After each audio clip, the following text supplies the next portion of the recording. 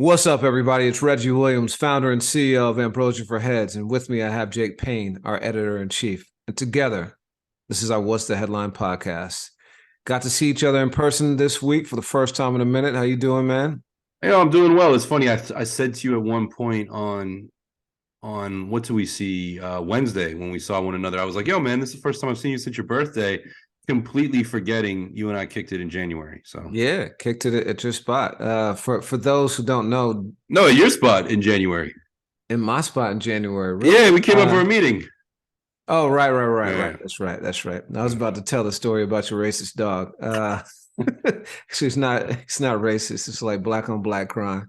Well, he's next to me right now, and if my very white mailman shows up today, mail carrier, I should say, he will be aggro at him too. So Jake's dog is Clayton Bigsby. For any Chappelle fans out there, that's his nickname. Oh man. Yo, how was the trip, man? How's the rest of New York? it was good, man. I mean, apart from I am I think I've slept 12 hours in the last 3 nights. But hopefully, I'd understand if I looked at a little bit, but it was good, man. That was I think truthfully in my life, that was the first time I've spent 4 or 5 straight nights in the city. I've always been, one, two, or three, but it was like a whole business week uptown, and that was cool. In your life? Yeah, I mean, for the years I've lived in Philly, I've always been close enough where it just makes more sense for me to go back. And, at times I'd have a night or two, or I'd do like a getaway weekend, but never, I don't think ever 4 or 5 nights like that. So Yeah. it was cool, man. I'm not a Knicks fan or anything like that after just spending that short amount of time, but it was cool. I definitely vibed off the energy of the city. Word. Well, it's been an interesting week. As of yesterday, you and I came into this thinking, are we even going to do a podcast? Is there enough to cover? Those who've listened to us, before, we don't like to just like fill the space just with nothingness. There's enough of that, and the whole Yeah. ethos of Ambrosia for Heads is to give people only the good stuff. But the media gods, the hip hop gods, drop stuff in our lap sometimes, and today it was really unexpected. We got a new album from Jack Harlow called Jackman, and it has yielded lots and lots of material to discuss. But let's kick it off, man. First and foremost, let's talk about it sonically. 24 minutes long, 10 songs, no features, which is in so many ways a statement to me. One, I think it's just a product of our ADHD society where people don't have more than 30 minutes to dedicate to any one thing. Even this podcast, I encourage people, put us on 2x speed. Jake and I are both much more entertaining in our chipmunk mode. We Um, you also know, we also talked about, I mean, like you said, we met this week, and one of the things we talked about is like, and I'd love any input or discussion on this of like, yo, we never waste anyone's time just to do it, but should this be a bit more abbreviated? Are we too long-winded, etc.? So we're always considering that because, not to finish your point, like attention and time is a commodity. Absolutely. It is a commodity. And, listen, we see it everywhere. So video clips are getting shorter and shorter. It used to be 3 5 minute videos on YouTube, and now you've got 15-second on TikTok, and that was formerly Vine and YouTube Reels on the Shorts. IG, and so YouTube is doing shorts. People have less and less time and want to spend less and less time on things, except for like, like series, like binging on Netflix or whatever it may be. So I think it's really smart for him to do an album this short. And we saw that template kind of with Kanye when he did the 6 releases, each of them 7 songs. I think one was 8, and I thought that was going to become a new paradigm. But I think that this is a really smart move, and there's not a second wasted on this. But what was your initial take on the album sonically? Yeah, I mean, I would agree. I like that. I like that packaging. I think credit is deserved to Good Music and Kanye back in 2018 for that. And we kind of see either two schools. You either get a lot of albums like this, or we still get those hour length or sometimes hour plus length, which feels like when an artist, is taking a step. Either they're taking a step to release their full body of work, and maybe they put out EPs, or they're really swinging for the Grammy fences. And I'm curious. I mean, the year's young, but I'm curious how this will be processed because, to answer your question, after 2 listens, just 2 listens, I would say this is Jack Harlow's best body of work, but I will also say with the caveat of, um, you know, I didn't think I'd wake up this morning to be talking about Jack Harlow. Word. So you think it's his best body of work ever? Like not just because for me, I'm a big Jack Harlow fan, and we're gonna get into that. Jake sent me a foul text that we're gonna discuss on air today. Okay. It was just foul. Maybe it was the But sleep, yeah. I was actually really disappointed with the last album, Come Home, The Kids Miss You. I Yeah. like Churchill Downs, the Drake joint, and I think there was one or two others we may have put on the playlist, but I found it to be pretty disappointing. The album before that with Tyler Hero and What's Poppin', I thought was pretty dope. It had maybe 4 or 5 songs, but those 2 songs in particular were standouts. And he's given me glimmers over the years, like Static Selector's Time, which I think is one of the best songs in that entire album, that make me believe he's one of hip hop's next ones. And the last project didn't deliver, but I agree with you on this one. I think this one delivers like pretty much front to back. Like I don't have anything that I'm ready to skip, and Right. there's a lot of stuff that I ran back, even before it finished on first listen. Well, you use the word sonically, and here's the thing I'll say about Jack Harlow is, in early 2022, you and I did a podcast in these, I believe it was January or February, where we kind of looked at, boom, here we are, 2022, like a lot of a decade ahead. Who are the upcoming stars going to be? And we had a list that include Meg Thee Stallion, Corday, and Jack made that list, and deservingly so. And I think you just named a couple of them. Jack has made really good songs up until this point. I would say, from the way that I approach hip hop, my taste, my age range, my context, I don't. He's never made stuff that I would like. His albums I didn't think were bad, but they weren't something that I would pleasure listen to. They were something that either we would cover in limited lenses through the site or just be curious. And we've had him on the playlist. I completely agree with the Static joint. You said the word sonically, and what I like about this album is the beats. Like, it's got a great sound. And Jack, I've always thought in the last 3 years since I've been aware of his profile, 2018, 2019, he is great in an era where artists are kind of going free with it. Jack raps to the beat and he really holds time. And I think that this album really showcases his flow and his ability to command a song. Yeah, his flow is dope. It's not the most complicated flow, Mm. but he says ill things. He's got great punchlines. He's super authentic in what he says. And when he's on, he's on. Like I thought the killer remix with Corday on Eminem, like Mm-hmm. he destroyed that. Like I thought he had the best verse on that entire track. And we're gonna get into the Eminem discussion too, because that's prominently raised on this album.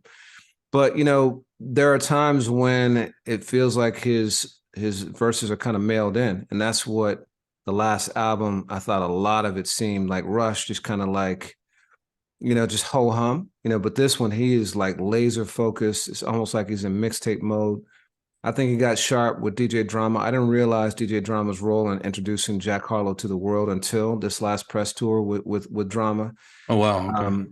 And I think that his performance with Drama, is probably something that kind of got him back in that mentality. I'm not sure when all of this album was recorded. I do know some songs were recorded as recently as January. So I think he was in his prime in this album in a way that he hasn't been in the past. So sonically, but okay, I said he was a fan. I said I was a fan of his. Would you call yourself a fan of Jack Harlow?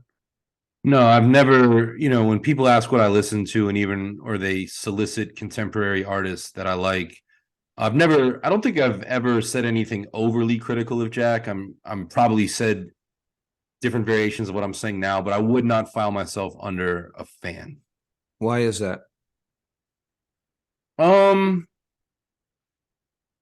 I think for me to call somebody a fan, I have to probably, like, you and I have on the side joked about the word love. Like, I'll be like, yo, man, I love this beer. I love these, I love that sports team. I think you use it a little bit more sparingly, but it's similar to fan. For me to be a fan, I need to love 3 to 5 songs. And I think with Jack, up until this point, that joint with Static Time, I think is excellent. You kept it on the playlist. You and I spoke to Static about it. I would consider that an excellent song. If he gave me 2 more of those, or hopefully 4 more of those songs that I feel to that level, that's when you start to become a fan. I was aware of Kendrick Lamar, but in 2011, I became a fan. I was aware of Big Crit, but in 2010, I became a fan. Not to, to quote Gangstar, that stuff should be a little bit hard to earn. So Tyler Hero doesn't fit in that. No, I appreciated the record. You liked it a lot more than me, and that was definitely like I had seen the name around. Your and tell me if I'm misrepresenting it, but your enthusiasm for that song at the time, just over text, I think I know you had it on the playlist. I don't know if we did a site post, but it made me pay attention on a deeper level. And I think you and I have had the friendship and the collaborative relationship where that happens, from time to time. There's artists that I really dig that you might be a little bit tepid on or even cold, and then over time you'll be like, oh yeah. I mean, the fact that you like it, let me listen. Okay, I like it now. I'm a fan. So I liked What's Poppin' like against my will. Like I kind of wanted to hate on it because it was so ubiquitous, and I thought it was representative of something we're going to discuss in a few minutes. Him just being overhyped because of his race, but the song is undeniably catchy to me. I thought it was going to be poppy though, and I didn't know that he was going to have another song in him personally. But then when Tyler Interesting. Hero dropped, that beat was so tough. And his punchlines are so crazy, and the flow, to your point, is impeccable. That I started saying, "Wait a minute, this dude is real." And then Time dropped shortly after that, and I was like, "Ah, man, it's a wrap. This dude is that guy. He can do underground joints where he's talking about real stuff. Talking about Mac Miller and his death and how much that hurt him, and talking to Static Selector about it on a Static Selector beat." And he can also do really, really big joints, like What's Poppin', and pull out both of them, with the same flair. So that's when I was like, okay, he's the truth. It's funny you say what you say about drama.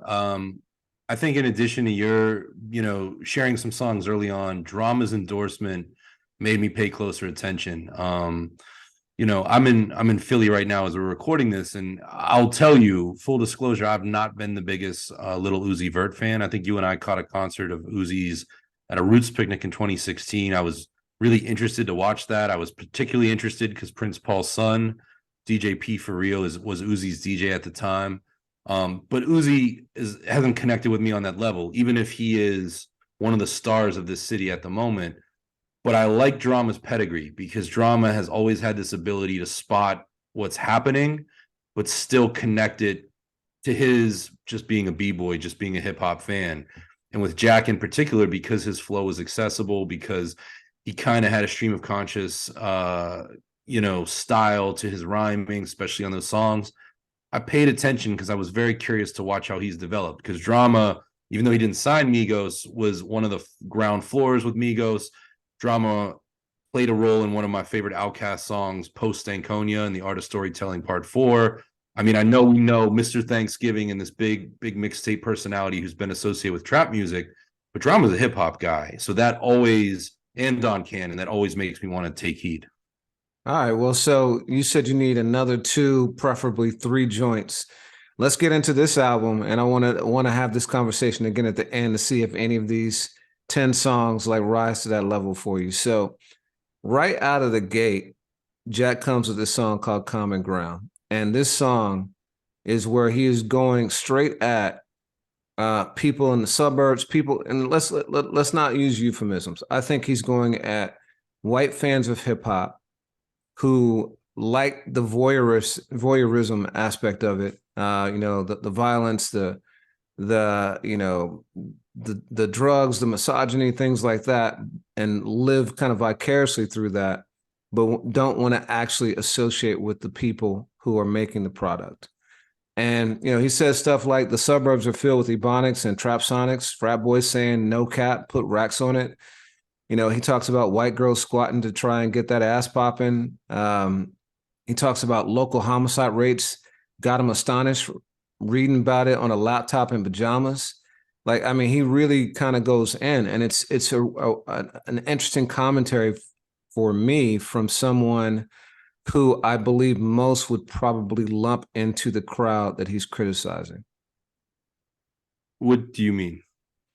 Meaning that he's a white rapper. I think most people assume that Okay. he is part of the crowd that he's criticizing. Yeah, I mean, comes from Greater Louisville, Kentucky. Yeah, it is an interesting point. And those things that you said, a lot of that was direct quote verse. Yeah, I mean, you started to say a line that really jumped out at me. Local homicide rates got him astonished, reading about it on a laptop in pajamas. Microsoft Office to complete their assignments, never seen the hood, still can't help but have comments. Um, I thought that was an interesting line of just you use voyeurism to me. It's like cultural safari. People that are thrilled by what's going on, but can't really relate to it, and certainly don't necessarily sympathize with it or do anything about evening the playing field, so to speak. Yeah, and he says never had a convo with a kid from that climate that really has trauma, that really got to survive by any means. He talks about, and this line really stood out to me because you and I had a discussion recently about my experience at a JID concert. Said the festivals are filled with Larry Bird jerseys, college students in a hurry to jump to a 4 count and say the N word. Mm. And, dude, I've been to a lot of concerts as of late, and, majority white audience, Black performer, and the N word is like flying like flags out there. I mean, it's crazy. There is no censorship whatsoever. It's said with flair and gusto. We talked about Kendrick, talking about it on his own album, and the fact that he had to censor a fan at one point for getting on stage and dropping Great the video. N word right in front of him. So, Can I ask you a question? Yeah. From a white guy to a black guy, from a white guy to a black guy who's the biggest basketball fan I know, and somebody who spent several years living in Boston. When you're outside of Boston and you see a white person wearing a Larry Bird jersey, does your mind do any calculations? It's almost like a Confederate flag. Yes. Really? Interesting. It feels almost like a badge of honor, and no shade to Larry Bird. He's from my home state. I love Larry Bird, but we all know the demographics of the NBA. And I don't know that those folks are wearing other people's jerseys, right? If it's a part of one, and of many, and there's a Jordan jersey and a Ewing jersey and a Magic jersey and so forth, cool. But when it's Bird, it starts to feel a bit like Rocky to me, where people are chasing a particular aesthetic within the league. That's interesting. And I'm sure with time too. I mean, do you feel any differently? Let me just ask a caveat. Do you feel any different if you're in, greater Boston area? I mean, I do, but Boston's a notoriously racist city. Like Segregated. It's got a pretty harsh history when it comes to that. And so I'm not sure. I guess I'd feel differently if it's a Paul Pierce jersey or a Jason Tatum jersey. You know what I mean? But like Bird, I think a lot of times there's some messaging there. Yeah, I mean, growing up in Pittsburgh, we don't have it with basketball, but over time, like in recent years, in like a post-Trump America, when I see fans that are wearing the tight end jersey or Ben Roethlisberger for that matter, for all of those years, I would make assumptions like, oh, that means I think I know how you voted. I think I know whether you got truck tires. Like you make all of these other. And it was just an interesting lyric in the song. At first, I was obviously thinking of that scene in Do the Right Thing because, Spike in Spike's Infinite Way, dude's wearing a Larry Bird jersey when he does that. And Bird was still playing when that movie came out. But yeah, it's funny that Jack made that, and I just wanted to have that sidebar question. Makes you think they're going to be shooting up Bud Light cans at some point, right? that's that right with those truck tires and everything else. Yes, sir. Exactly. All right, so let's step back and look at it, man. So first of all, do you agree with the point overall? Do you think that there are a lot of white fans out there who are voyeuristic? I'm gonna read one more. I'm gonna read one more because this speaks directly toward potentially toward you, right? And so he says condescending suburban kids growing up to be rap journalists, writing urban myths about who they think is the best urban kid. So now, like, okay, clearly you are a white journalist in a genre that is predominantly dominated by Black artists. Does that line make you feel a way? No, you know what? At 18 or at 20, it might have. The funny part is you mentioned Clayton Bigsby earlier. I think there's something to be said for that line, and I'm certainly not above it in any way, shape, or form. What do you mean you're not above it? Like I'm not saying that, like I'm not walking over, I know obviously Jack Harlow is a white artist saying that, and I'm not saying as though I'm immune to the criticism myself. I think that the way that many sports journalists are covered by people that are not athletes, I think that, especially in the internet age, hip hop is continuously covered by folks that, first of all, just can't, regardless of, race, ethnicity, but can't make a dope hip hop song. Some of them can. There's folks out there. Shout out to Rob Markman. He has a rap career, and he is one of the top rap journalists of this time.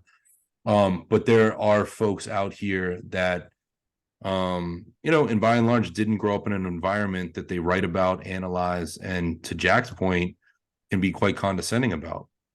All right, so that's what I want to get into, right? And this is the point that I was raising at the top about Jack criticizing a group that people from the outside looking in might think that he's a part of. So clearly, well, again, so do you think that he's correct in that a large segment of the white audience that consumes hip hop is doing so for voyeuristic reasons and aren't really down with the people who create the culture?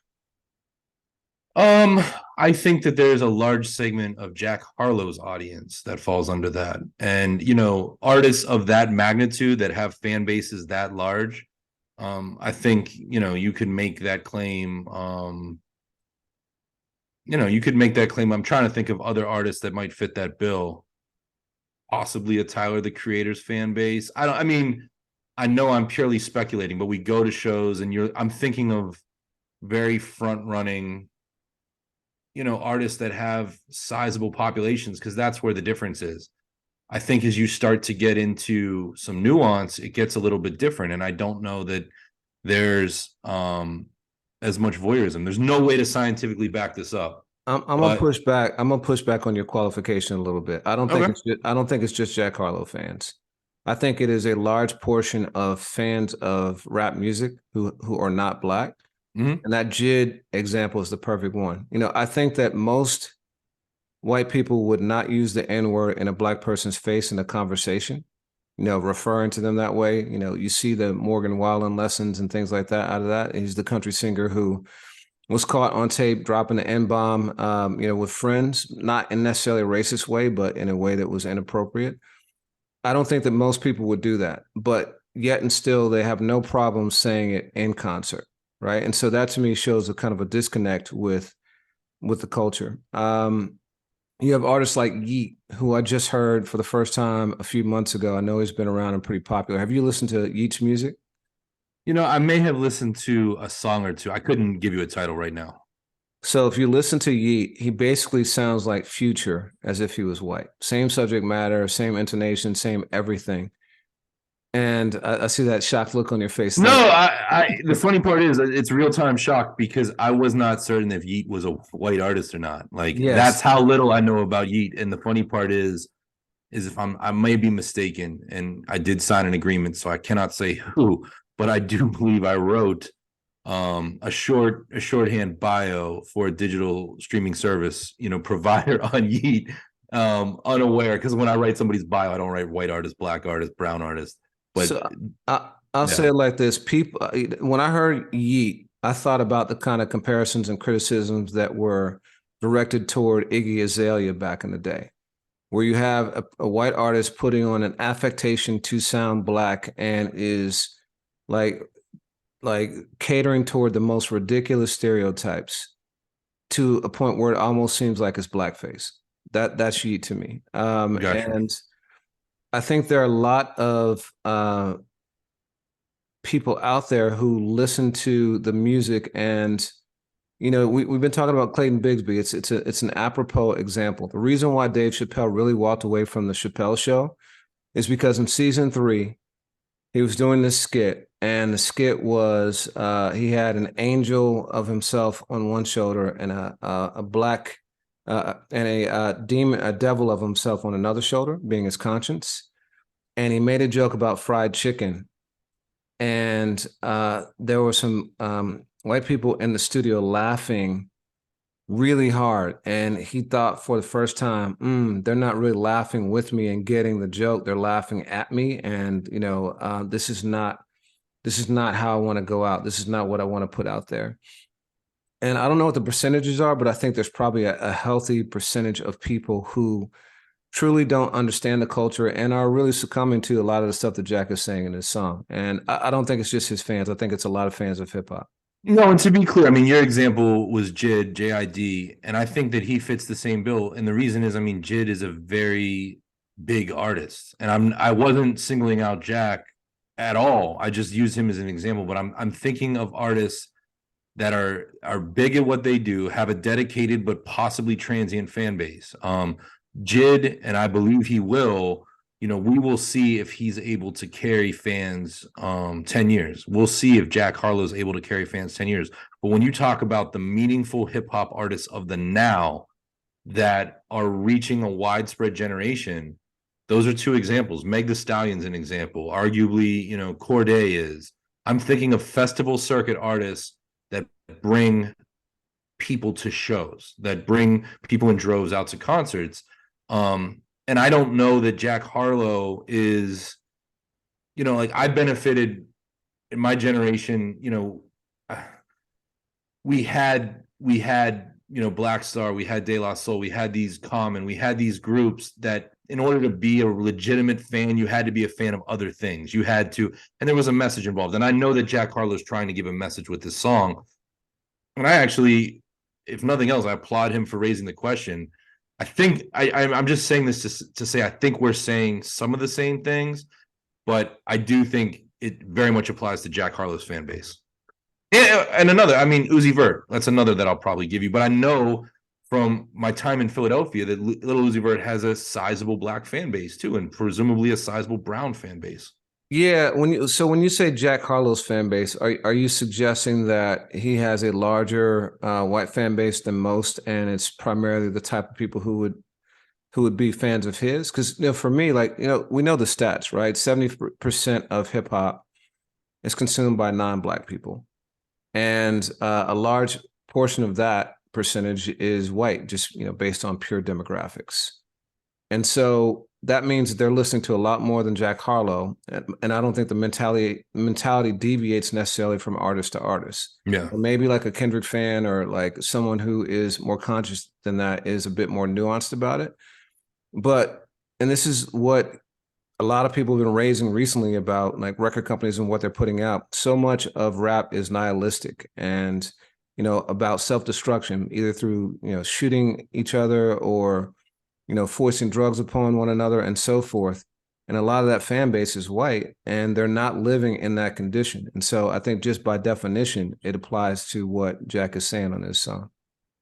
Yeah, I 100% would agree with that. And I think, I'll put myself out there, as let's see, I was a teenager, 1997. So, that's a kind of a transitional year in hip hop, but prior to that, and I'm entering adolescence, 10, 11, 12, like Death Row and Bad Boy are the reigning kings of rap music on MTV anyway. I won't even say Rap City, but if you were watching linear television with music videos, you would see your Dre's, your Snoops, your Warren G's, and so on. And a lot of that stuff for my 10, 11, 12-year-old self, in retrospect, was voyeuristic. You're talking about low riders and throwing signs that are blurred out in the videos and weed leaves. I know none of that. But at some point, and my hip hop journey just starts to connect to more information, more history of just the genre, and you start to fall down rabbit holes. But that inflection point of, that's optional. Like you can be a fan of, who's the biggest rock band right now? You can be a fan of Imagine Dragons. I'll just pick them and have no clue what the guitarist's name is, have no clue what the lead singer's name is, and pay $75 to go to a concert. But it's whether or not you take those next steps that decide if you're really ahead. And we're at an intersection here because is it really, do you care about people of color or are you a hip hop head? Jack is kind of, I think, making both of those points.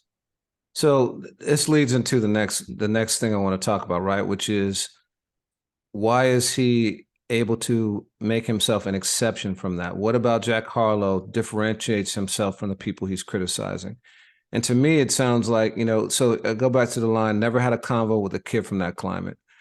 I've seen Jack Harlow in a lot of photos and things like that. He, in a lot of his videos, it seems like his inner crew was predominantly Black. I know he's dated a lot of Black women. It seems like he's grown up around, people in the community and is affiliated. And so I think he makes himself an exception because in his mind, he's actually down with folks who like make the culture and the circumstances that he's rapping about. I would say you have also interacted with tons of people who are authentically in the hip hop community. You've not looked at this from a voyeuristic standpoint and not engaged. You've, met with people, you've written bios, you've become friends with a lot of people. Like, I would say that you're different than the journalist that he's criticizing, but, wouldn't you agree with that? Yeah, I would, but I appreciate that context. I don't think it's for Jack to say whether or not he's immune to his own criticism. And I don't think I look back at the younger me, like, whether, stepping to women or just trying to seem like we're more involved in the culture. I can look at things where we as people, but I'll say the we as, white participants of hip hop culture look to qualify ourselves. And 16-year-old me, I did not grow up in inner city Pittsburgh, but I grew up, like 8 miles outside. And I remember saying that, like 70 miles out. Like, you look for ways to try to qualify yourself. And I look back at 14 or 15-year-old me, and I wish that I knew then what I know now, of just like, what are you trying to prove? Just be respectful, listen more than you speak, and live, and always remember, I know that Lord Jamar got himself into a provocative moment in the last decade when he said that white folks were guests in the house of hip hop. When he said that, I agree. Like, I always treat myself as a guest, and I would do that whether I wasn't a 20-year member of the media. If I'm just a fan, I love this music. There are aspects of it that I can live and relate to my life, many, many aspects. But there are aspects and perspectives in the music, in the lyrics, that I can never relate to, nor should I try to extend myself to try to make it about me. That's my whole stance. Yeah, for sure. And I agree with that to some degree. So I think so. A few things. So first of all, the question becomes: does he have the right to make this commentary at all? Right.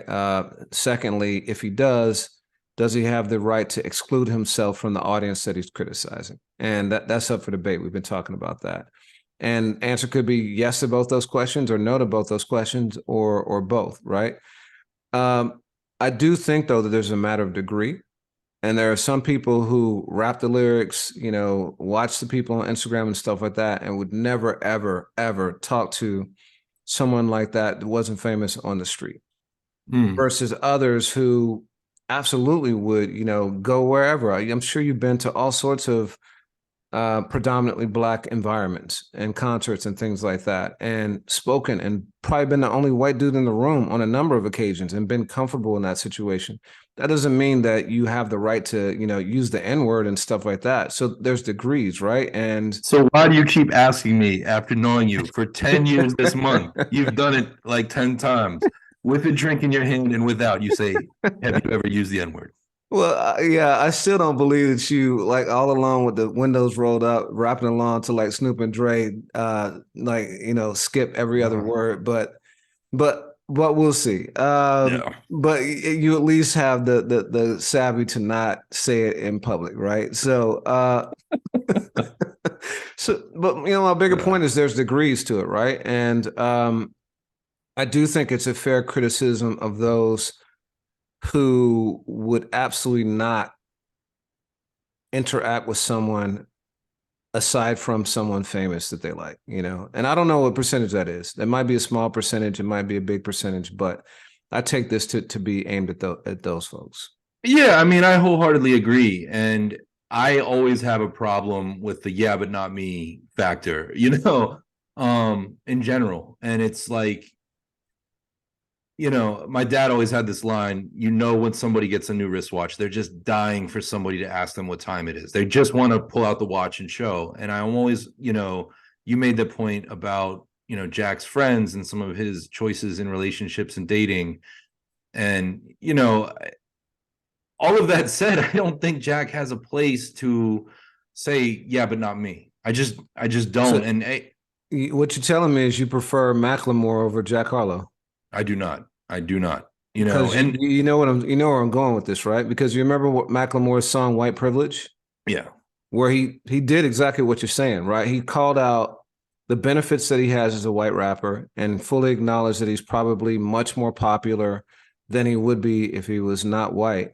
right. But then also says, he acknowledges his privilege and says that he can't like speak on it. He I think is much more in line with this approach than what Jack is doing, which is kind of making himself other than the people he's criticizing.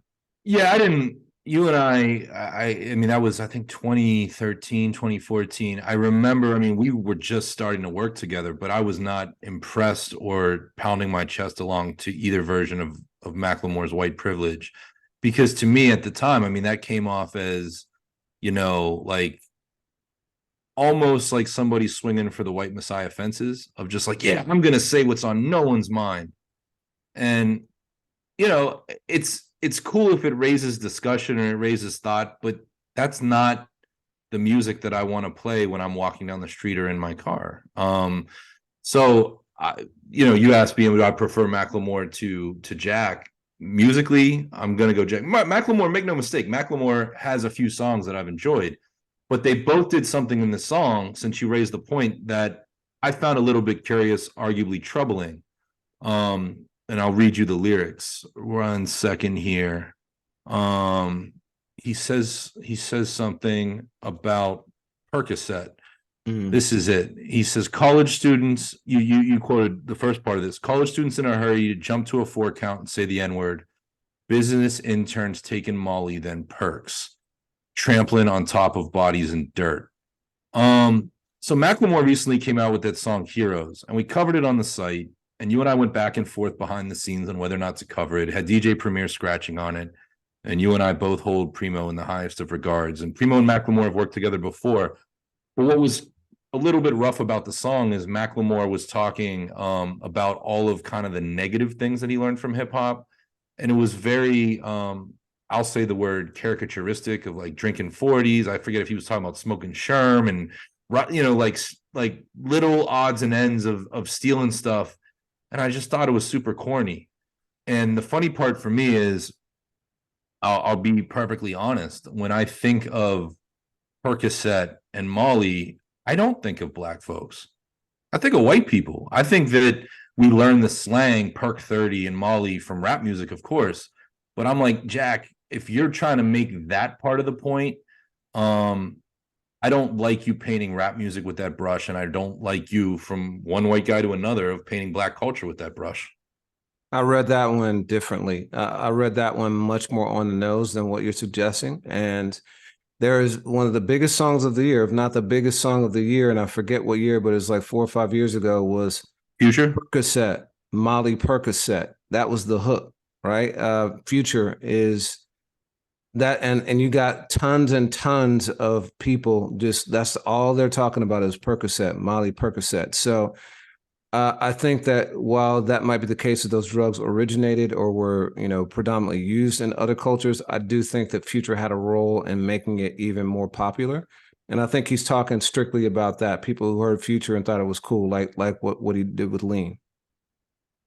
Yeah, I mean, but I mean, here's a counterpoint. What about Little Xan?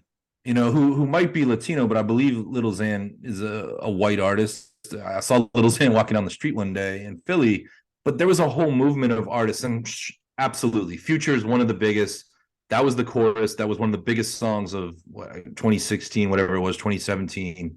But to I think me, it was just again, about that song. I think it was really just about that song. It's a shot at Future, well, not at Future, but of people who are Future fans who got turned on to those drugs and think they're being more like Future by taking Molly and Percocet. I think that's why you use it in combination. Man, okay. Well, Yellow Wolf was rapping about pills in 2010 on the Trunk Music stuff, and I know we're saying the same thing and we're splitting hairs, but Yeah, we're yeah, not that was one disagreeing. thing. We're not Okay. I agree with your overall point, but I don't think that he was.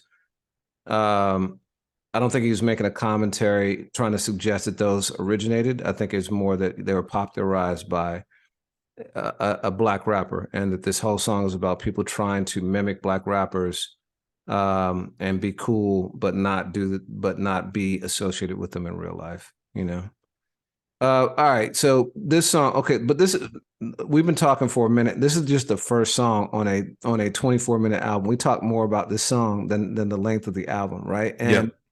on the second song, or there's another song later on called "It Can't Be," which I think is a Yep. really good contrast to this song because um he's clearly got a chip on his shoulder, right, about race on this album. So he starts off with that song, and then on the next song, the whole song "It Can't Be" is about the criticism he's likely faced for his success being attributable strictly to his race, right? And so he said, "It must be my skin. I can't think of any other reason I win."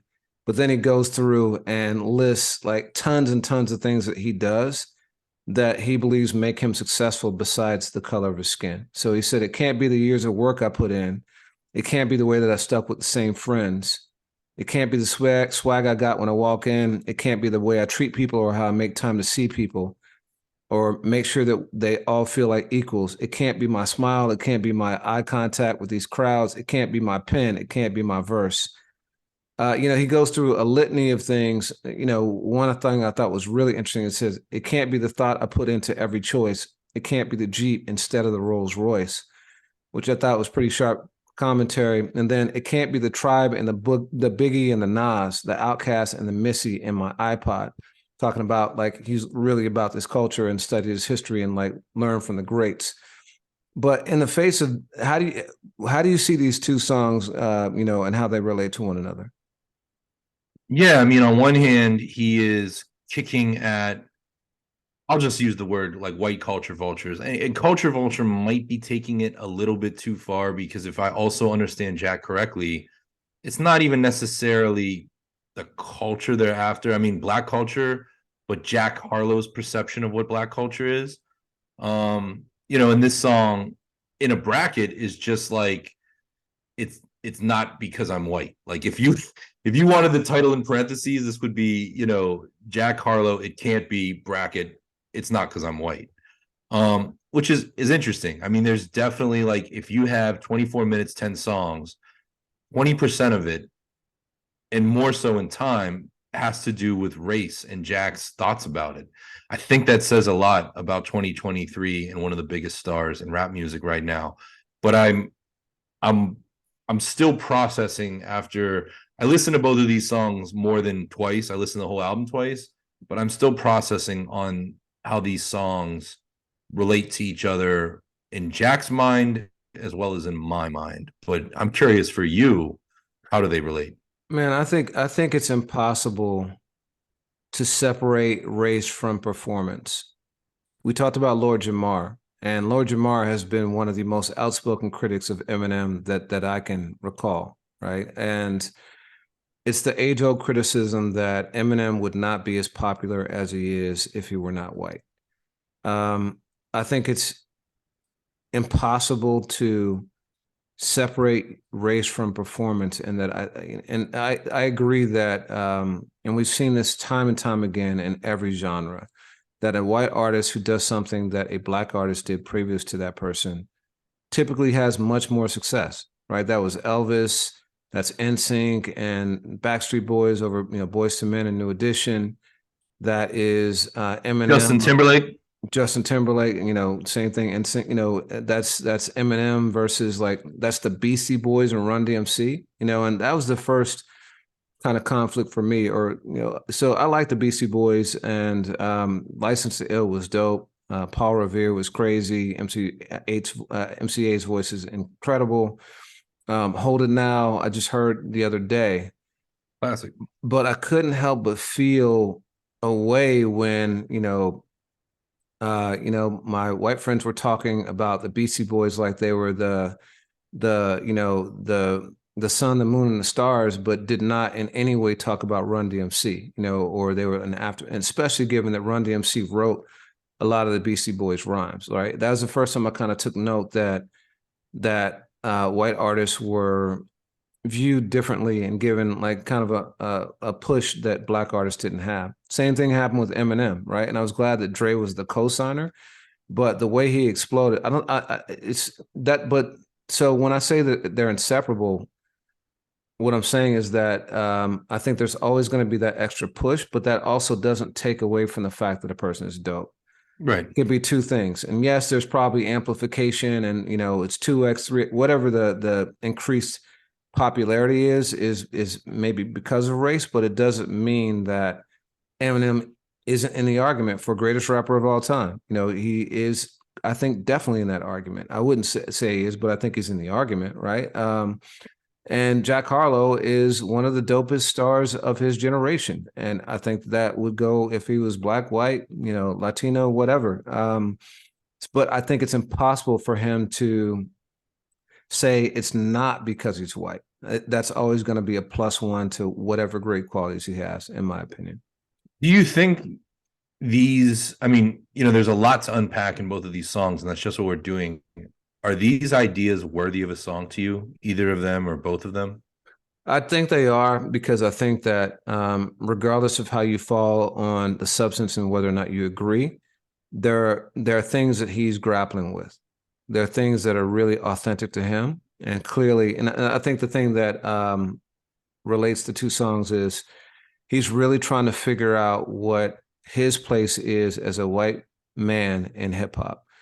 And part of that is saying, I'm not like those culture vultures, those people who are just on the outside looking in. That's not me. I'm really down with the culture. And part of it is saying, I know I might be perceived as benefiting from being white, but let me tell you why I think that I really deserve this, because I got X, Y, and Z. I think these are things, and no matter what you believe the answer to be to those questions that he's raising, I think they're authentic to him, and I actually celebrate that kind of authenticity in people's art. Yeah, there's definitely depth here, and these songs warrant the discussion. I hear you. I hear you on that. What about you? You don't think they're worth a song, or? It can't be. I don't know. Trying to have his cake and eat it too. Yeah, I'm just like, Jack, just do your job, and the rest will come later. You mentioned Clayton Bigsby. Wait, but what's the job? What's the job? Rap really effing good. Make a good album. Is that the only job though? Is that why the only reason why you like Kendrick or Jay or whoever, that they're great rappers? No, but here's the thing about Jack Harlow. Jack Harlow has never made me cringe. And I don't follow dudes. I don't follow him on Instagram. I don't tune into an award show because he's performing. I've seen, in large part, some of the things that you've shown me, but when he's come across my radar, I look at Jack Harlow and I'm like, yeah, you're cool. You and I recently did a podcast in March about things that Logic has done that are uncool. Logic has made me cringe. I can take my shoes off to count how many times. Like, Jack Harlow's never done that, but I firmly believe, from one white guy to another, I guess I would say I've got 15 years of life on Jack Harlow. Just shut up, do your work, the rest will come later. Don't but the situation. No, but I gotta, man, do your work though. I think the work is rap incredibly artfully and rap about stuff that is worthy of art. And for me, stuff that's worthy of art is things that are your truest, authentic self. And so that's why I love Donald Glover, right? He lived a different existence than a lot of his peers, and he rapped about that existence instead of pretending he was something that he wasn't. Eminem did the same thing. Kendrick does that. De La Soul did that. Yeah. And I think that Jack Harlow is being his most authentic self. I think, and we're going to get to this in a minute, but like there's a comparisons with Eminem when, to me, the person that he's most mimicking and most like at this point is Drake. I hear a lot of Drake's like kind of insecurities and the things that they rap about are very, very similar. But I don't think that that's because Jack's trying to be Drake. I think it's because he's rapping about what's real to him, and they happen to be similar kind of people. I mean, that's fair, but I look at Jack's status as one of the biggest artists in the game, very promising. I think that there are a lot of people like you or I that could very easily, that not could very easily, that are resistant to new faces in hip hop that I think give Jack Harlow a listen and go, no, he's all right. Like he's cool. But to make this point, I don't like I just think like make other stuff. If it's what's going on in your mind, that's fine. But if Jack Harlow wants me myself to feel sorry for his predicament, that he feels as though he's all of these things that he deserves credit for, but all people reduce him to is a white rapper, you're missing me. But don't you think that's true? Don't you think that's one of the biggest criticisms he gets is that it's that he's only getting this attention because he's white? I would think so. And if I'm on social media and I'm Jack Harlow, I'm sure I'm seeing that quite a bit. You think? I mean, maybe quite a bit. I know that that has always been a conversation, and I look at it. I look at it institutionally. I mean, the Beastie Boys very early in their career got to open for Madonna. Would Run DMC have gotten that look? No. Beastie Boys Fight for Your Right to Parties played on rock radio. Run DMC had to work with Aerosmith to get that same kind of love, and I don't think they necessarily got it to the same extent. I think Jay-Z had to do a whole album with Linkin Park to get some of that love that Eminem got on his first 2 or 3 albums. There is a huge disconnect. There is, media and folks that are on the periphery of hip hop that do these things. I know there will always be some discussion online, but I don't look at Jack Harlow as scrutinized by his identity. I don't. I mean, I heard DJ, I was in a room with DJ Drama where he himself said this weird looking kid, like Jack Harlow, like Little Dicky, like other people doesn't, he defies the stereotypical image of what an artist looked like at a certain time. But I don't think that Jack Harlow is taking licks at every single turn in the road because of it. Maybe I'm out of touch. Maybe I'm in the wrong conversation. Or maybe it's perception, right? Like, I think regardless, and this speaks to my bigger point, right? Like, regardless of what is factual, his perception is likely that he's being attacked because he's a white rapper.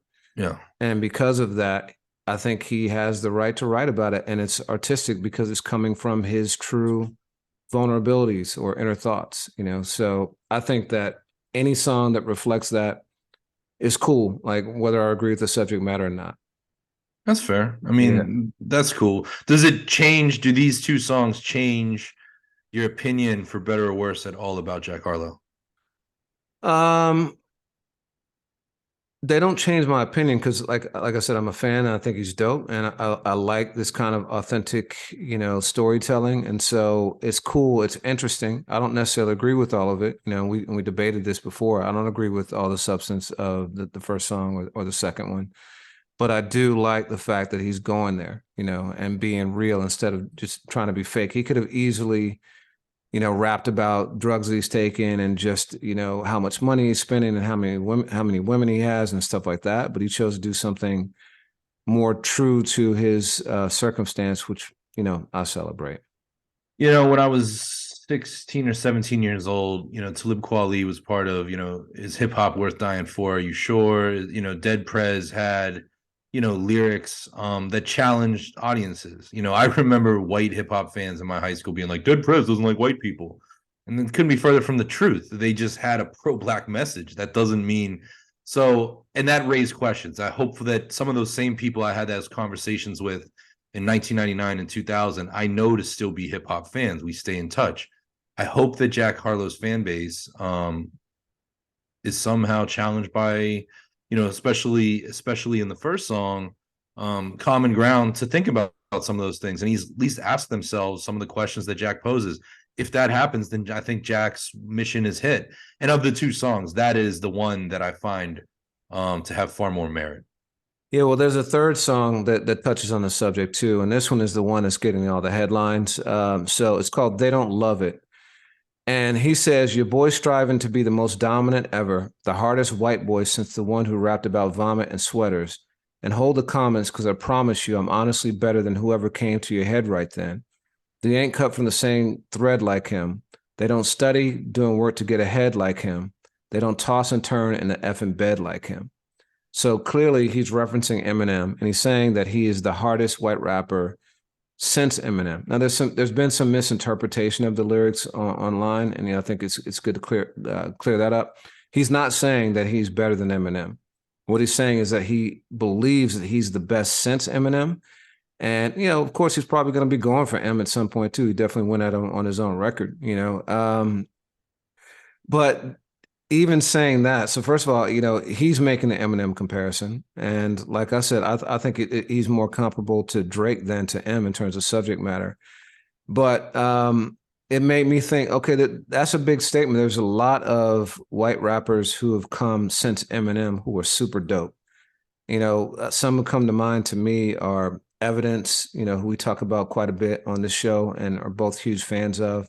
Mac Miller from your hometown, Yellow Wolf, Ritz, Action Bronson, A$AP Rock, Asher Roth, Russ, your old Droog, I know is one of your favorites. And then Token is lesser known, but also incredibly skilled rapper. Any others come to mind to you? Man, I know when I listen back, others will. I'm just trying to think right now.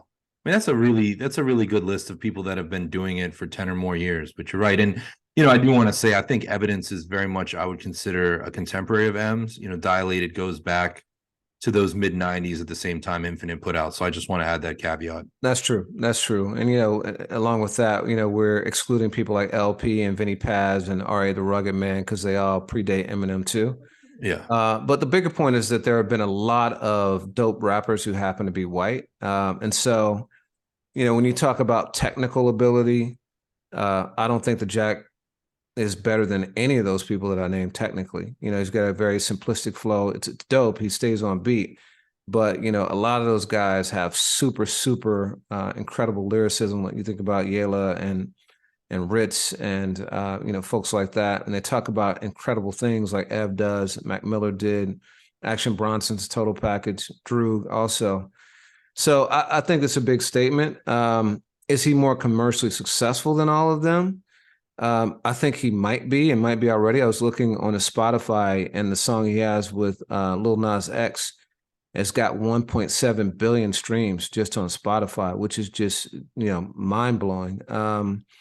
And then, but then you look at commercial success, you look at Macklemore, who we talked about earlier, who had massive success from say 2012 to 2014 or so. G-Eazy has had a lot of success. NF has had a lot of success. So I'm not even sure that he's commercially more successful. So, the way I look at this song is that it's a lot of braggadocio. And as a rapper, I think that's doing your job as a rapper, is saying I'm the best and then going out there and trying to prove it.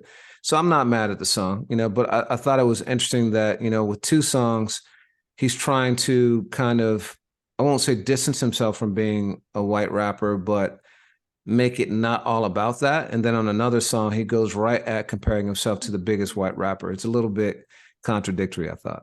Yeah, no, it is, and I don't think he's going at Eminem either. I mean, obviously, at a key point in Jack's career, there was that remix. I would imagine there's some admiration there, and I think in all three cases, Jack Harlow is being provocative. That's what I think, and I think he's doing. Even if I'm eye rolling at some of it, I think he's doing a good job. Just in the of other music that came out right now, Jack Harlow knows how to get you talking. Yeah, for sure. For sure. He's had us So for a while.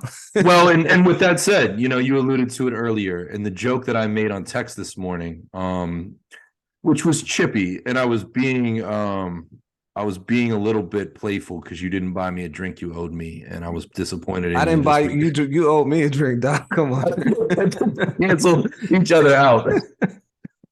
But no, I texted Reggie. I was like, yo, man, I want my soon-to-be wife to love me as much as you love Jack Harlow, which I just, I thought it was funny for a 9:30 a.m. text, and I didn't get a response.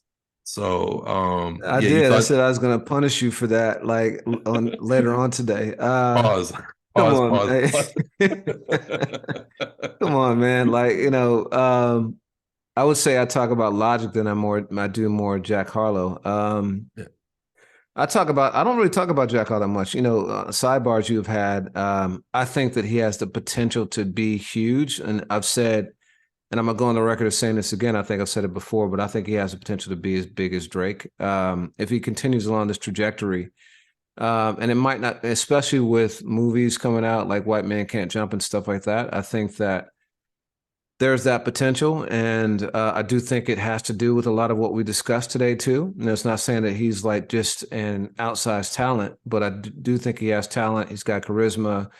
He can play sports. He's an actor. He's got a lot of things going for him that could make him into a superstar. And so, but I don't. I thought that was an unfair text. It was I was being a little bit petty, but I completely disagree on the Drake comment. I don't think Jack Harlow is headed in that. And yeah, I mean, if that ever happens, you and I will be, old men, but I will buy you far more than a drink. You're gonna have to owe me. You have to buy me a house when that comes. Yeah, there we go. I think Jack Harlow is destined for really interesting things. I think he's here to stay. My hope is, as we talk about race, and then we'll move into the rest of the album. But one of the things, I just today saw MGK doing a freestyle with, I guess, was it Corday? There's white artists that come in and out of hip hop at key times.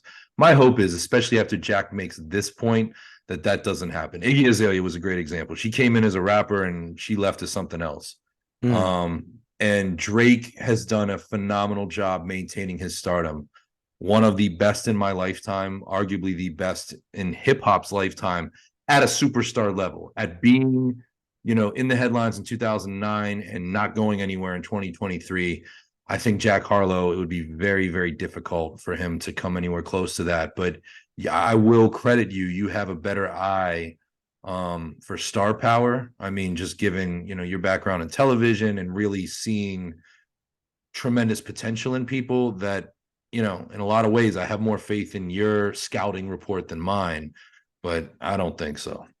Well, let me just be clear because I can see the comments now. I'm not saying that he's definitively going to be as big as Drake, because Drake is arguably the biggest artist of all time commercially. It's certainly in the streaming era, and I think it's incomparable. It's apples and rocks, not even fruit. It's apples and rocks to compare streaming era versus the hard copy era. But then also there was way more things vying for your attention now, and also way more outlets than were before, and so it's harder to kind of sustain things the way he has. So Drake has done something that I don't know will ever be topped, but of the current crop of artists out there, I think that he's as poised as anyone to have that kind of run. So we'll see. All right, one other question, and then I'm going to let you. I want you to talk about the album. Is White Men Can't Jump worthy of a remake?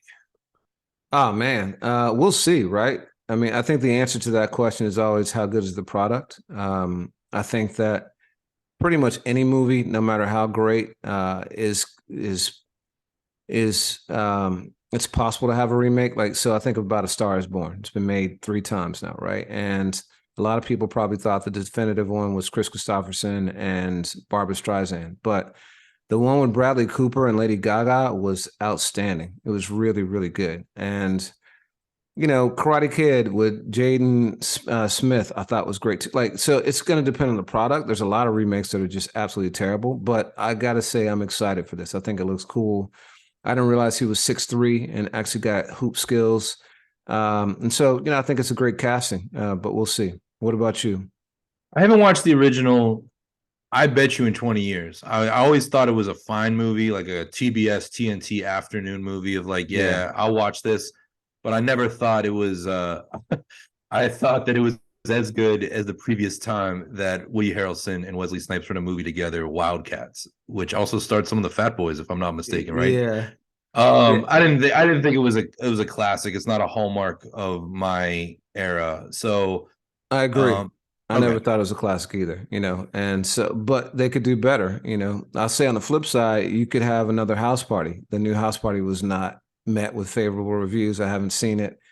And the same thing with Space Jam, LeBron Space Jam, both ironically tied to LeBron, but yeah. Haven't We'll watched any see. of those. Yeah, we will see. But yeah, So, tell us a little bit about what else stuck out yeah, to you on so this. quick few other songs I thought were noteworthy. One is Ambitious, which sonically I thought was one of the dopest beats on the entire album. That one is him talking about three different points in his life, each in 5 year increments. Starts when he's 14 years old, and then 19, and then 24. And I thought it was really interesting when he was 19. He said, street raps make me ask if this era is for me. Is the playing field fair or is it fairer for me? Woo.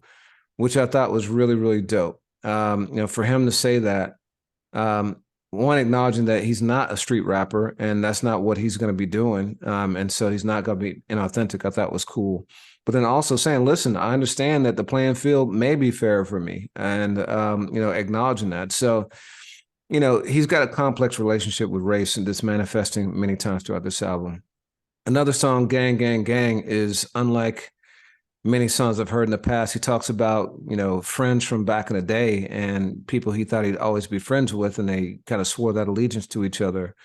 But when it gets real, sometimes you got to reevaluate. And a couple of his friends end up, and this is a true story, being accused sex offenders, and he had to distance themselves from that, which I thought was really interesting. On Denver, he talks about his insecurities, and he wrote the first verse in September of 2022 and then the second in January of 23. And when he was in a better place and supposedly sober and focused in that second verse. But he talks about, about becoming so vain and insecure about everything, and isolating himself and hiding his weaknesses from his friends. And he doesn't want them second guessing along with him. And then he talks about, but the brags in his raps are getting less and less convincing, which is interesting, right? Like, rappers are expected to have this machismo and like invincibility. And for him to acknowledge, yeah, some of my raps might be cap, I thought was really interesting. And then Blame on Me talks about his complicated relationship with his older and younger brothers. And then lastly, Questions, I thought was interesting because the entire song is composed of questions revealing his insecurities. And it's stuff like, what if I don't meet the expectations? What if I don't reach my destination? What if I have to live up to the hype despite all my dedication? And why you think I'm scared to take vacations? It's just interesting way to close the album. And I think this speaks to a lot of what we discussed today, in that this album is about Jack Harlow raising questions for people to think about, both himself and people outside of himself. And I think it does a pretty good job of that. I'm two listens in. You and I tend to keep running tabs of, albums that are here to stay, at least in the context of the year. And I know I've said some nice things about Jack, and I've said some, I don't think overly critical. But I will tell you that I think of these 10 songs, this project, Jackman, is absolutely in my, and I only say this after two listens, but it's in my 10 albums of the year right now, which is saying a bit, but we'll see how it hangs in there as the year goes on. Does that make you a fan? No, we're not there yet. Okay. If he was black, would you be a fan? No, Okay. don't do that. Don't do that. What was funny is we did that list, right? And Benny the Butcher was on it and Droog was on it. And those are two artists that I would consider myself a fan of. I really liked Corday's Lost Boy project. And if you would have asked me in 2019, I would have told you, yeah, I'm a fan of Corday. Recently I texted you, you and I do a song of the day often, and Corday, a song that wasn't on any album with Q-Tip that I heard, and I was like, this, I'm right on I'm a fan of Corday, I guess, but it takes a lot, and it should. I'm not here to be a fan of everybody, but I'm here to say thoughtful, positive things to everybody, and I try to treat my personal life that way too. All right. Okay. All right. Well, man, that was spirited. What else we got this week? So you brought something to my attention that I didn't see, but I found really interesting, and it has to do with an artist that I mentioned in my little bit fumbly stumbly point, Tyler the Creator. You want to talk about something that we learned about what is hopefully a long time from now? Yeah. So Tyler the Creator was in concert, and he said to the audience, after doing a freestyle, he did a freestyle, and you remember what beat it was to? No, I don't. No, but it was dope. And then afterwards, he said he has a lot of music, presumably in the tuck that he hasn't released. And he said that he was not going to, that he actually has a provision in his will prohibiting the release of music after he dies, which I found to be fascinating. You know, it's certainly something that you know, you have your bones to pick with things. Like I actually don't like posthumous music because I believe that the artist didn't release it for a reason. Either they didn't think it met a certain quality level, or it was too personal, or they didn't think it fit the time, or whatever it may be. And so, you know, I've always had a really conflicted relationship with it. And it's interesting. I think the third thing that, you know, it might not be the right time is the one thing that makes me think, you know, okay, maybe, because I think about some of my favorite ever Prince song is Joy and Repetition from the Graffiti Bridge soundtrack. That song actually was released as a bootleg on, I believe it was Crystal Ball, maybe 4 or 5 years before it came out officially, right? And it is an absolutely incredible song. You know, in my opinion, one of Prince's best. And you know, if we had been deprived of that because he happened to die before it was released, I think that would be a huge, huge loss. So it doesn't necessarily speak to the quality, but I can think of other things, instances where, like with a lot of Tupac music that I've heard, and I think I've told you I've refused. I've never listened to a posthumous Tupac album outside of Machiavelli because I felt like they were bastardizing the product. You know, I heard changes, and I'm like, is he really going to be doing a song to the Bruce Hornsby beat? Like, I don't know. Maybe that was the original. You giving me the finger like that was It the was. original, but Aha.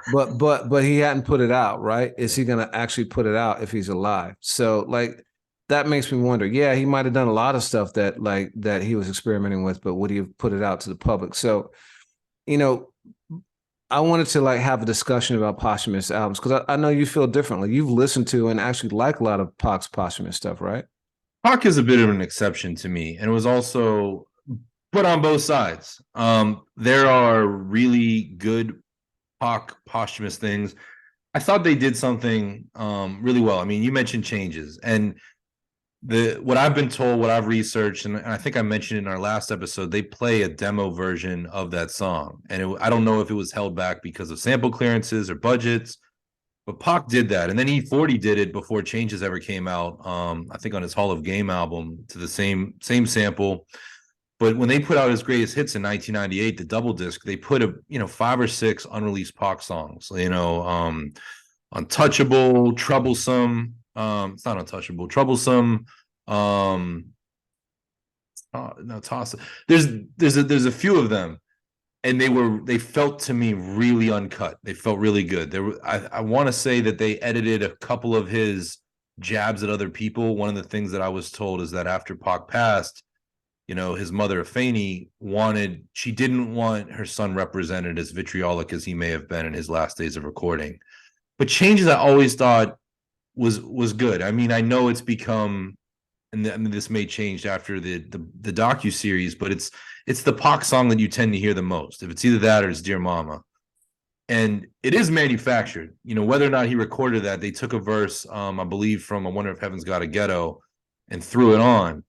But it's the track masters did it. They did it thoughtfully. There was a video of montage at a time when that wasn't quite so trite.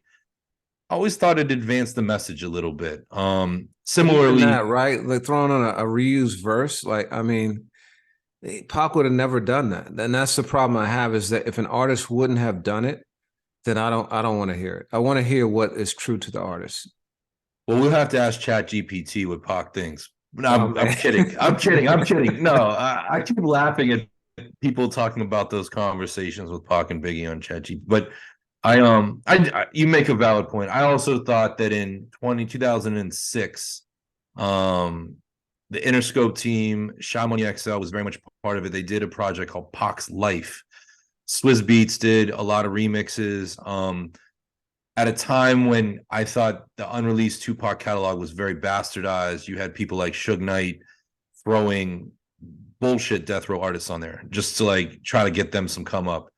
Or putting death row producers to remix the songs. You had Afeni asking for some re-recorded verses. You had members of the Outlaws that were taken off of songs because of paperwork, like total chaos.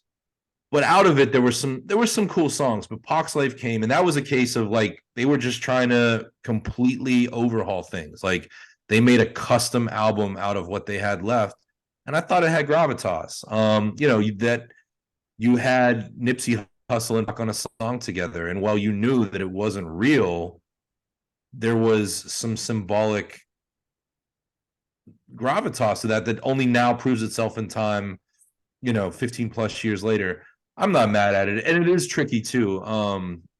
The other, I guess we can talk about some good examples. Maybe You raise a good point, because like one of my favorite songs last year was a posthumous Nipsey song, which with Dr. Dre, and I know they had their kind of complicated relationship, but that song Diamond Mine I think is absolutely incredible. right. And I think that was an Alchemist beat too, right? Yeah, Yeah, it was but with Ty Dolla Sign on it, and yeah. your Prince example is a really good one, and obviously, Prince had the control to decide everything's right in its own time, and as I understand it, Prince was very careful with songs. They could go years in many cases from when they were recorded or first introduced via bootlegs and other things to when they actually came out. I mean, I liked Changes because it kept Pac's name alive in 1998. And even though that was just 2 years, it felt like a long 2 years. And as rap was changing so much, it reminded me at the time, and maybe I'm biased, of my favorite artist, and still having a song that you could hear on radio or even see on freaking TRL. So that's one thing. Keeps the name alive. And I think that's also true of what Kendrick Lamar did on To Pimp a Butterfly by manufacturing a Tupac interview. And I know that that's not totally what we're talking about, but it's taking a liberty. And I thought that it worked really well. I thought that was artful. Well, okay, so you talked about you had a point though about Swizz making something a similar point. You want to talk about that? Yeah, I mean, it's one of the things, and I kind of looked to check him on this, and I would say that Swizz has honored this pretty well. He did do that recent song with Lil Wayne that featured a DMX sample, but in 2021, just a little bit after DMX passed, Swizz was quoted as saying, "We got a lot of music." He had a lot of music. He worked so hard on Exodus, which was the album that had just come out now. I don't really want to tamper with things unless it can be better than this record. I don't want to just put things out. Even with the footage, we recorded the whole process of the album. We could have just been putting that footage out right now to promote the album, but let's do something masterful with it. Let's treat it as art and curate it to where it adds to his legacy, and it's not just a blip of the moment that seems like it works when you still don't understand the whole story. He deserves for this art to be created and his story to be told. So I really like that. And Swizz is successful, and when Swizz said that, I thought that's really cool, because here you have a superstar, a very wealthy, entrepreneur that is more interested in preserving legacy than just seeing cash grabs. And cash grabs is one of the reasons why the posthumous album has been bastardized. Yeah, I mean, so you talked about some of the pros, right? And I do think that Tupac example on To Pimp a Butterfly was dope. Like when I was listening to the album for the first time, I heard this voice come on and it was jarring. I was like, yeah, I know that voice. Who's that voice? And it sounded like a real conversation. I was like, oh my God, this is crazy. That was incredible, and that was clearly not Pac's intention, right? But it was done in a way that was artful, and I liked it. So it's very complicated for me, right? Another pro is, the realities of it is money for the estate. Oftentimes, artists die and they're not that financially well off. Even Prince's estate was not nearly what people thought it would be, and DMX was in real kind of financial tatters, and so posthumous releases create money for the estate. And I think about that line that Lupe had on Fodem, where he says, "What's another name for a life insurance policy?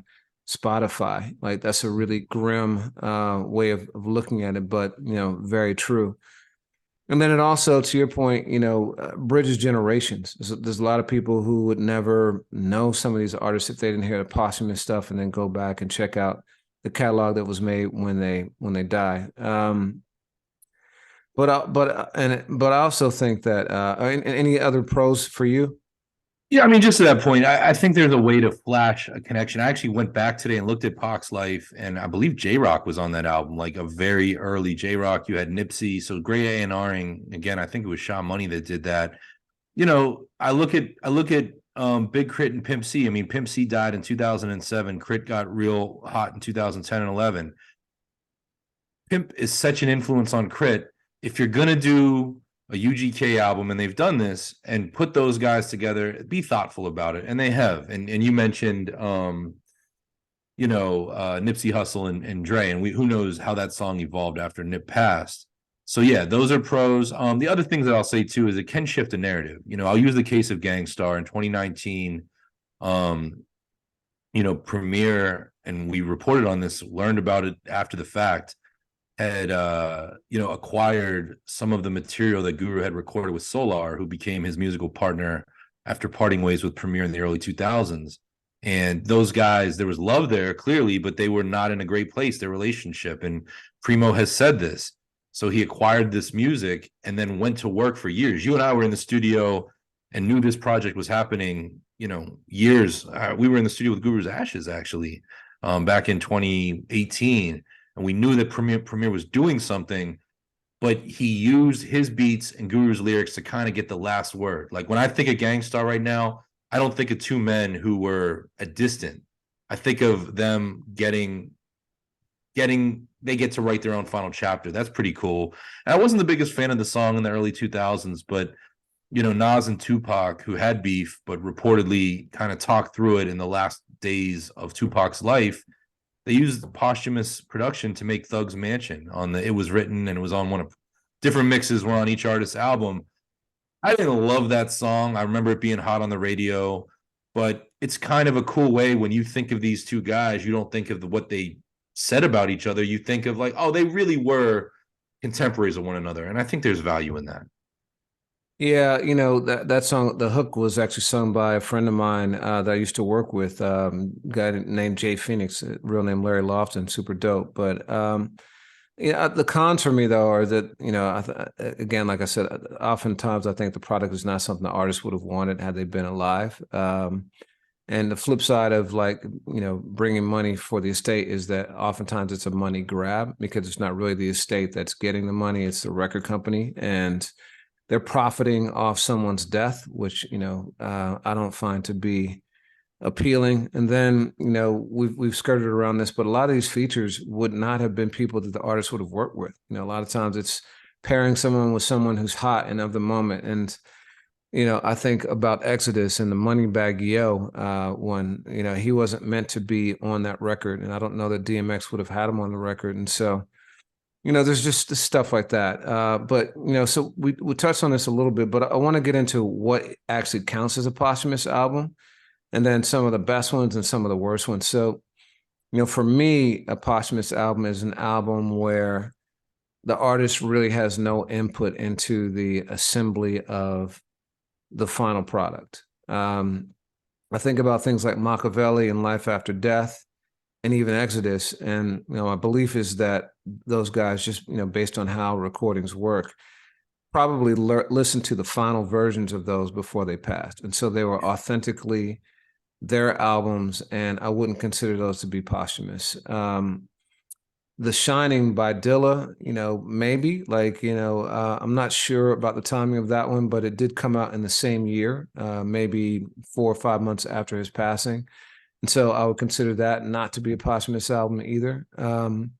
Any other ones that, happened after death that you think? I think I treat it as a real album, but Big Pun's Yeah Baby, which, that was one I always looked at and I was like, I feel like Pun would have added some more songs to it, but it felt like a complete body of work. And then the It's So Hard record, again, that was a case where, music video directors knew how to capture the confusion we as fans were feeling and make like Tupac, like Biggie. I mean, you think of the Sky's the Limit video. My God, we had just lost one of the greatest rappers to ever live, and we're seeing him as a kid, and all the other guys as kids. Like those are effects. But I look at those albums that you just mentioned as I count them. And there's a caveat here, a caveat there. The Moneybag Yo, I'm glad you brought that point up here. You do or don't count those as posthumous albums? I don't. Yeah. I mean, I think there's always a little bit of the turn of the switch. I wanted to, kind of revisit today the story of whether or not Tupac signed off on the Machiavelli artwork. I always kind of thought that was Death Row being like, let's lean into this shit hard. Yeah. But also Pac was super provocative and, hard to say. But So what are some of the best posthumous albums then? I'm gonna go again, just quickly. Tupac's greatest hits. I would give it up to Big L's The Big Picture, which I take to be a real album. Contemporarily, Gangstars. I just said one of the best yet. Mac Miller's Circles, which finds Mac getting further and further from hip hop, but you and I covered it. We really like the album. It's very evocative. Also, just as we talk about, the underground and obviously those first two, I'm including them in this discussion, but they kind of fall in that bucket we just talked about a minute ago. So Gangstar, Mac Miller, I would also say Sean Price's Imperious Rex, which we had in 2017, is one of the better albums, and that's more than 2 years removed from Sean P passing. So those are three that jump out at me. Any for you? Yeah, I would say Forever, from Fife Dog. I thought that was a really incredibly well constructed album. And then also, I thought We Got It From Here. Thank You for Your Service. Even though it wasn't my favorite Tribe album, I think it was a good album, and I think it did justice to Fife's legacy. I'd say those are the ones for me. I agree with you on Big L's A Big Picture and Mac Miller. One of the best yet definitely was one of my favorites too. But the common thread for me between that and We Got It From Here and maybe some of these others is that, to your point, they had people who were very, very close to the artists, who worked with the artists, putting together the final product. The Tribe one, it's kind of a hybrid. Clearly, like all the other members were alive, and Q-Tip was, kind of the person who was the sonic engineer of those albums anyway. And so this was, I think, him functioning in the DJ Premier role with the Gangstar album of knowing what his, rhyme partner liked and how to like construct beats around him, and package it in a way that would be authentic to that person's taste and viewpoint. And so that, and Imperious Rex to me is great too, so those would probably be the biggest ones for me. Greatest hits, like it's hard for me to call a greatest hits album posthumous given how much of it was, actual current stuff too, or, stuff that was before he died. And Pac's life, I don't even know if I listened to in full, just because I saw how much stuff was being released of his afterwards, and just given the circumstances under under how he died, and the questions about death row, and to your point about Machiavelli, the potential exploitation of that too, I just couldn't support it. And so it's not a commentary on the quality of it. I just really couldn't support it in general. I'll tell you to give it a spin, but I know you wouldn't. Maybe. Pac's death was a lot for me too, and Yeah. so what was great for you and kept him alive was a reminder to me of his being taken from us way prematurely. So Absolutely, yeah. and so And what that are some of the worst though? I remember. I mean, Born Again felt rough, and the thing of it is the songs that worked on it, like Dead Wrong, that record was around. The things that worked on that album, there was another joint with Sadat X that was, part of the, I think either like the Ready to Die leak or the demo. But the other stuff, I mean, he was with 98 Degrees singing Notorious, right? Like doing the what is that, Duran Duran or Tears for Fears? The notorious. That's You remember Duran that? Duran. Duran Duran Duran. Duran. I always Yeah. confused the two. That was rough, man. That was bad. And with Biggie in particular, Pac left all these recordings behind. We were told up front that Big was the type of artist that put out almost everything he released. Yeah. And that is a situation, you talk about Tyler, you talk about X, all respect due to the Wallace family. I've spoken to Biggie's mom before. Puff and Bad Boy, they didn't need to do that. They really didn't. A lot of recycled big verses out there too. So side you mentioned Chat GPT earlier, but there's this rise of deep fakes recently, and a lot of them are remakes of songs by other artists. So the one I just heard actually before we started today was Biggie rhyming on New York State of Mind. Have you heard that? Nah, Yeah. man, you just Yeah, yeah. So Jake just got a face of like, like it was just like, and yeah, man, a lot of people are like, nah, man, this doesn't sound right. This is like Nas's Kate. It sounds weird. Like, and so, okay, if it was well done, if it was a well done song, would that make you feel better no, or no? Okay. no, man, bump that. But what I mean, other Why though? example. Why though? Okay, I'm gonna play devil's advocate. Why All is right, that cool. why is a well-crafted AI song different than a song that the artist did, but might not have been the beat that they used or the feature they would have wanted or the way it was constructed? I am perfectly okay if I never hear Empire State of Mind again in my life. I that No, New York State of Mind. New York State of Mind. oh shit, that changes everything. Nas, New York Still State. no, still no, Nas. but I heard what's funny is I was staying in Let the Times record show. Jake hates Jay-Z. oh man. Even still, man, my position on this whole AI thing. That doesn't sound fun to me. It doesn't even sound fun if I was looking at a mixtape in 2004 and they were like called it a blend. I just Biggie rap to what Biggie rapped to. I don't need to hear that. I'll just level with you. I'm much happier though to know that it was New York State of Mind and not Empire State of Mind. Is that another area where Jack Nas like I just heard. I mean, they did that remix. I don't know if you heard it recently, where they put it back out and they added some Gil Scott Heron to it. And I listened because it popped up on my release radar. And I will never take away what that song must mean to somebody with a lot of pride about New York. I love On to the Next on the Blueprint 3 album. Shout out to Swizz. That song, 2009, between Empire State of Mind and Drake's So Far Gone and Miss Me. Oh man, you talk about 2010 for you. I was so close to just checking out, man. yeah.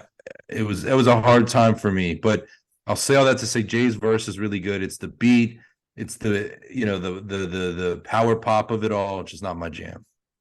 Any other ones that stick out as like, maybe that should have been left in the vault? Yeah, ODB's A Sun Unique, which I think went under a lot of people's radars. He had a cover with Macy Gray of Don't Go Breaking My Heart, which is one of the roughest things you might ever hear in your life. Left Eye put out I Legacy. I think that in the case of Left Eye, between all the stuff that she did, that we didn't get to hear, would have been best to leave it alone. And then, we talked about, I'm not trying to get my kicks in, but the King and I album of Faith Evans with Biggie. And to your point, I mean, this is somebody who's very close with Big. They had a relationship together, started a family together, but that wasn't necessary in my opinion, and that was really rough to see when that came out.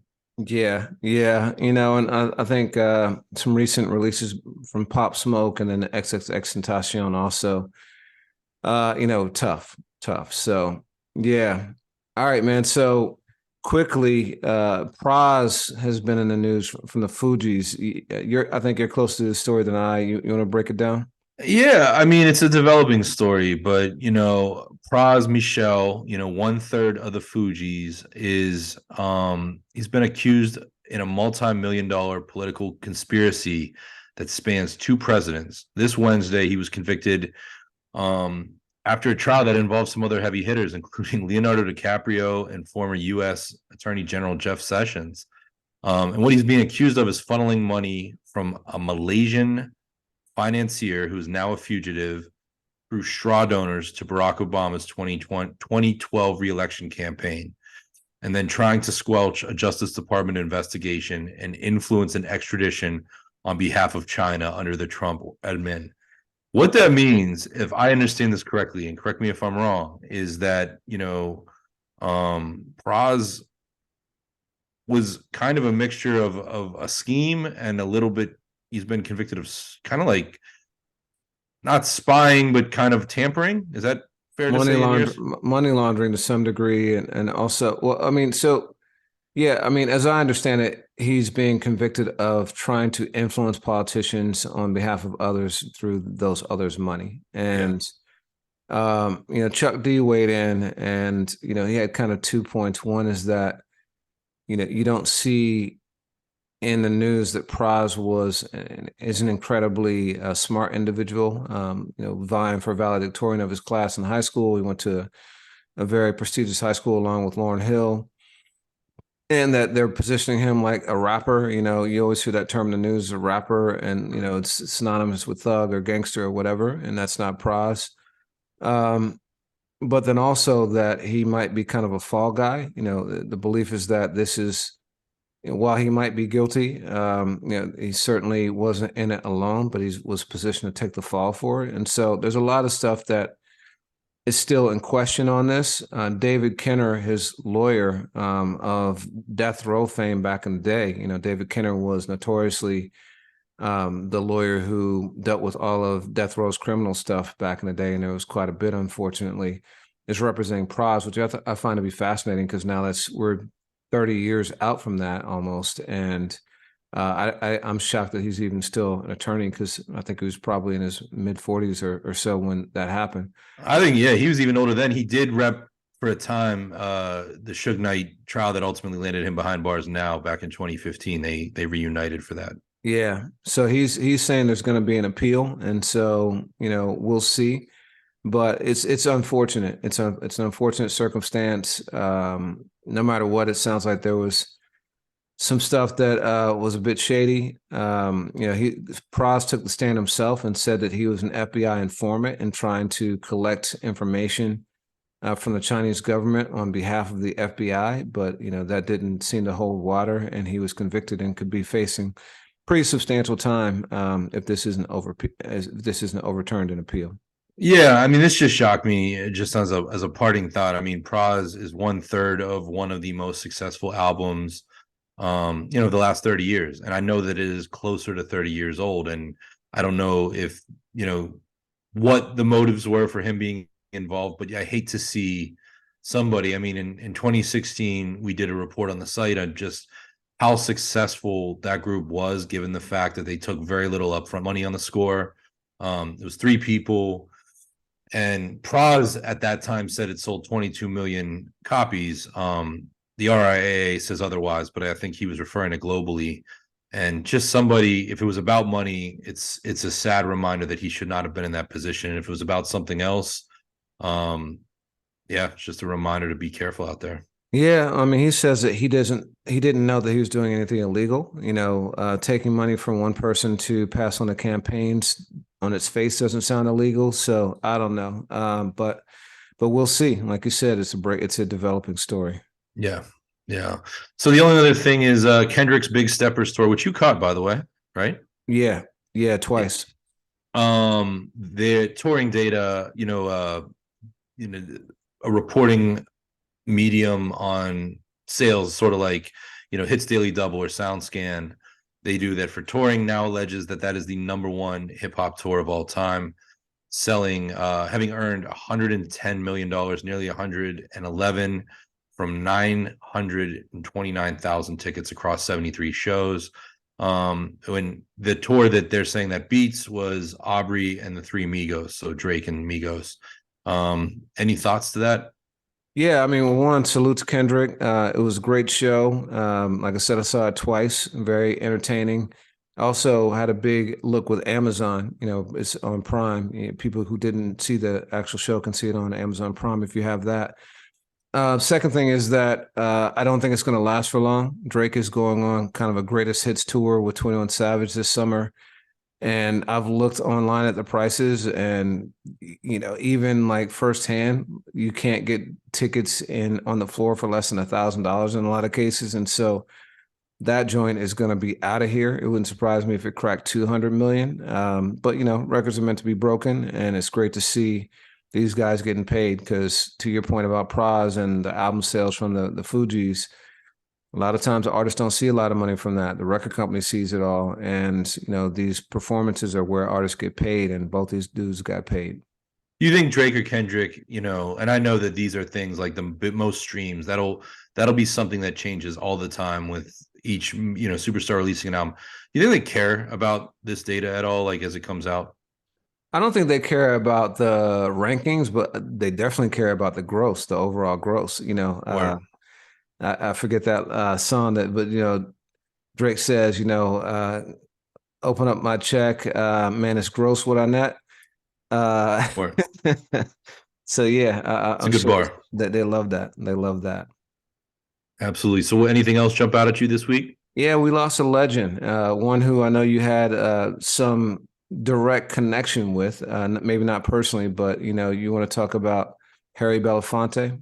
I will. I mean, I definitely grew up with my mom playing a lot of Harry's music. And I know he was connected to hip hop as well. But as I mentioned earlier, to your point about I can't even say it, yeet.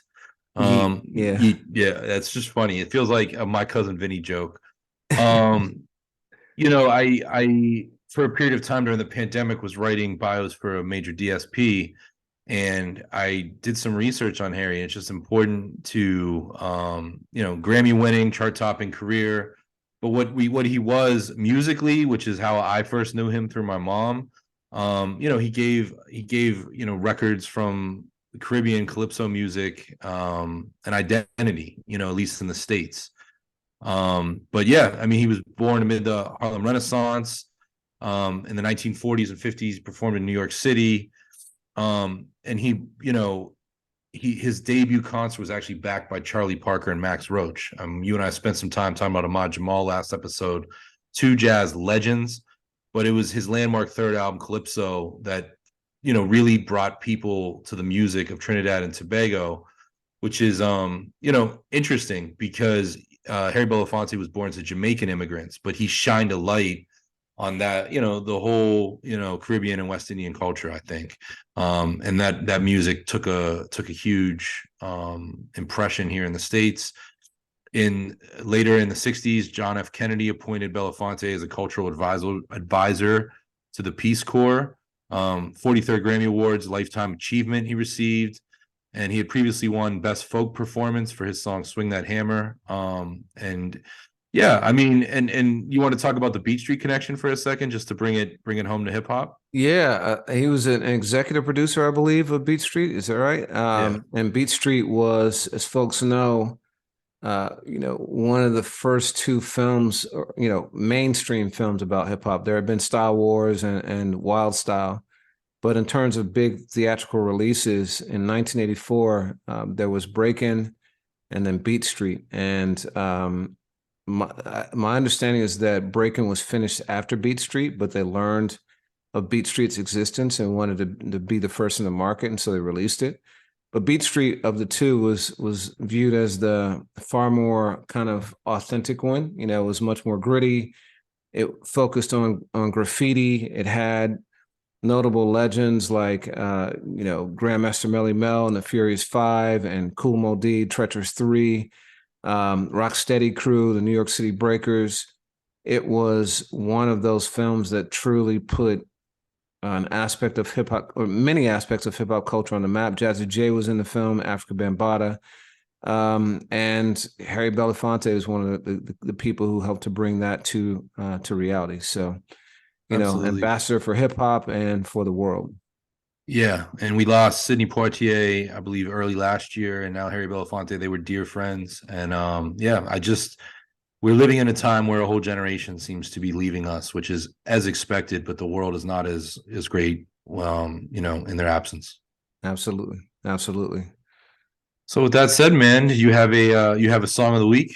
Yeah, I do, man. I love playing our playlist and being reintroduced to songs that I love. We have a playlist on Spotify, and for those listening now, like, subscribe, comment. We love getting the comments. We typically engage, but if you want to check out the best in kind of like new hip hop, the kind of stuff we talk about, check out our Spotify. But there's an artist named LaRussell who we talked about actually with Royce 5'9" on a previous episode. Royce and his manager Kino. We had a debate as to who was going to be bigger between LaRussell and Simba. And LaRussell has a song called Every Place is Last Place on his Omaha EP. He was literally just passing through Omaha and decided to record a record, and has many of the locals featured on it. And that song is just so dope. He's got a real laid back, playful flow, but he dropped some gems too. And so that's my joint. Every Place is Last Place by LaRussell. How about you? You put me onto that, and I really enjoyed that project. I'm gonna go a little bit older. I'm gonna go 16 years back to, since we're talking so much about white rappers, I gotta choose a white rapper. I'm gonna go with LP for I'll Up All Night, just because I'm a little underslept. So for anyone out there, if I seemed a little bit in the stars, just know I need my 8 hours back. But this conversation was so fun, and that one seemed apropos just for a abbreviated evening. Word, for sure, for sure. All right, man. Well, always a pleasure. Likewise, man. Well, until we do it again, I enjoyed this, and I'm eager to see what everyone out there has to say about our thoughts. Same here, man. Same here.